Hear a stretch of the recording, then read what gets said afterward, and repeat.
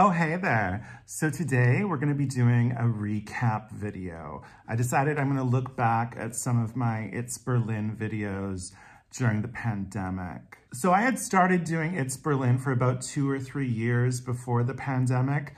Basically, the character is named Daniel, and he is like a hipster and a drug abuser and a big like Berghain boy. A lot of people, particularly Germans, also didn't really fully understand that this was a character and this wasn't actually just me speaking into my phone or a camera. Like, they didn't seem to get that I was like an actor and a writer and that I had like scripted these scenes and I was acting. So that was really frustrating to deal with. The character is a really selfish person, and so sometimes people would like get mad at me or write hate messages and be like, how dare you say this? You are so inappropriate. And I'm like, okay, it's a story, guys. It's not real. And Germans couldn't get it. They were like, no, but it is you saying it. So it is real because it is you really saying it. I see it is you in the video. All right, let's start watching. So this is Berghain closed, and this is the first day of the lockdown. All I could think was, what are all these Berghain hipsters gonna do? I remember I felt really, I felt so much tension.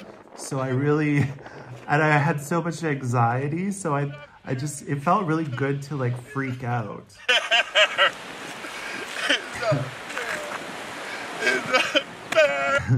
And then, yeah, I really wanted that temper tantrum kind of moment.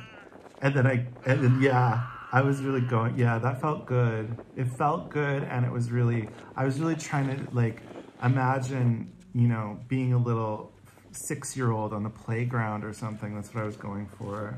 One of the other things was that people took that clip and put it into memes out of context.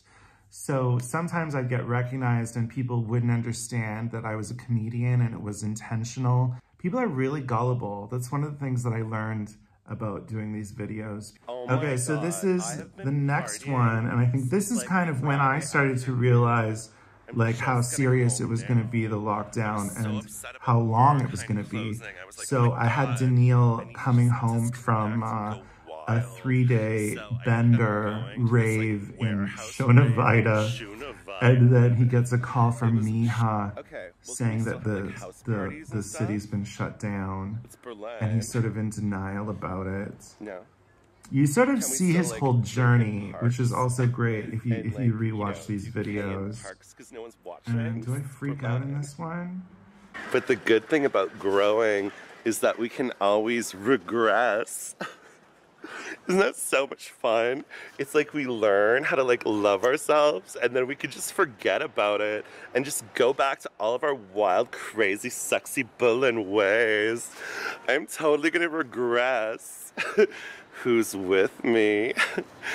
Okay, I need to get toilet paper. Yeah, that was the idea as well with the character. He never learns, he never grows. He just stays sort of stagnant. Not that there's people like that in Berlin. Oh my God, everyone's so evolved and working towards bettering themselves in this city. COVID coping was one of my favorite videos. The start of it, you sort of think that I'm like super high and coming down from coke, but then it turns out that that's his defense mechanism. That's sort of like one of those things he's doing to try to cope with the fact that he can't party.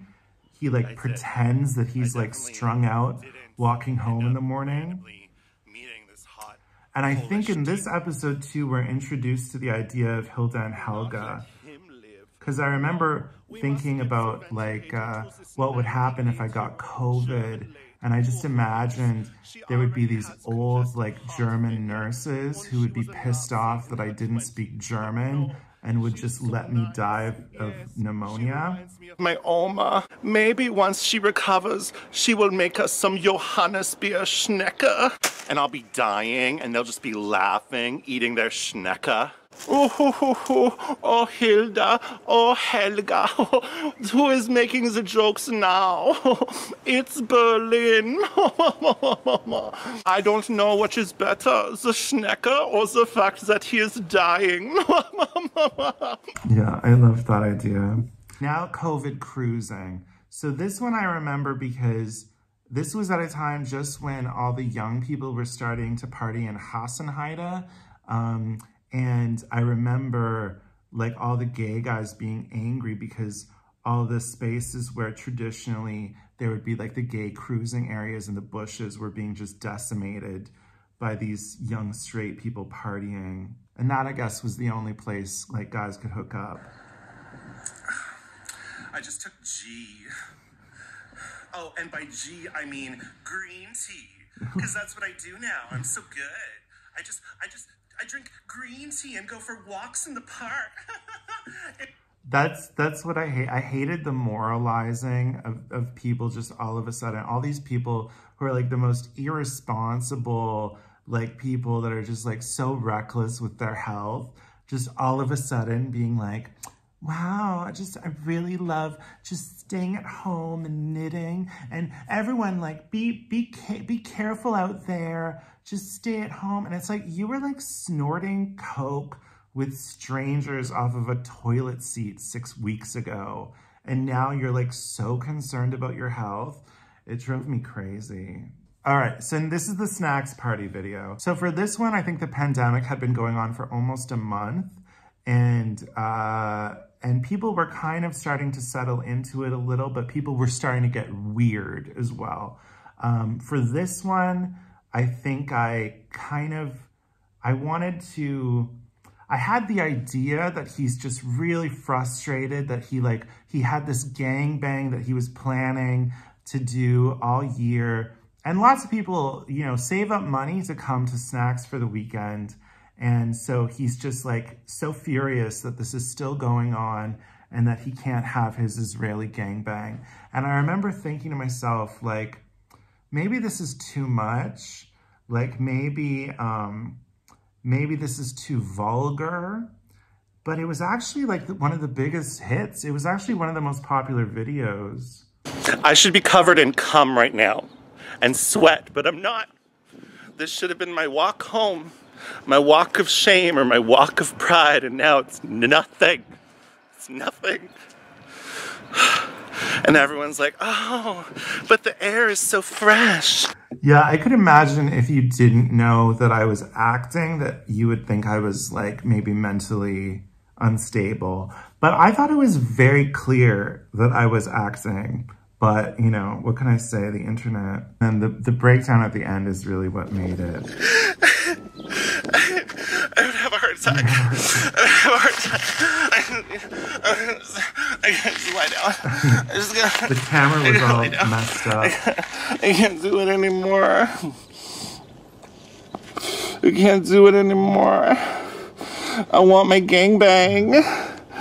I want my gangbang! Yeah.